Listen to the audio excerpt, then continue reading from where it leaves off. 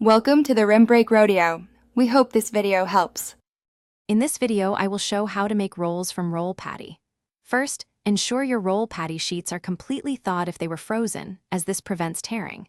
Next, prepare your desired filling, whether it's savory vegetables or spiced meat, and let it cool down to room temperature. This prevents the patty from becoming soggy.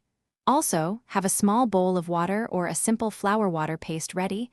This will be crucial for sealing your rolls securely. Finally, set up a clean, organized workspace. Now, let's move on to filling and folding.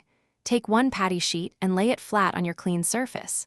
Place approximately 2 tablespoons of your cooled filling near one end, leaving a small border. Carefully fold the bottom edge of the patty over the filling, then fold in both the left and right sides towards the center. This creates a neat, enclosed package. Continue to roll the patty tightly upwards, ensuring the filling remains secure inside. Sealing your rolls properly is key to preventing them from opening during cooking.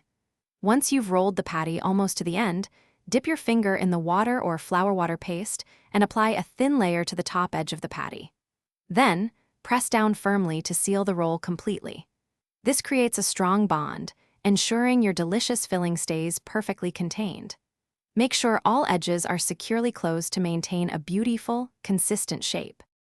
Finally, it's time to cook and enjoy your homemade rolls. Heat about 2 inches of oil in a deep pan to approximately 350 degrees Fahrenheit. Carefully place a few rolls into the hot oil, ensuring not to overcrowd the pan. Fry them for about 3 to 5 minutes, turning occasionally until they achieve a beautiful golden brown color and a crispy texture. Remove them and drain any excess oil on a paper towel-lined plate.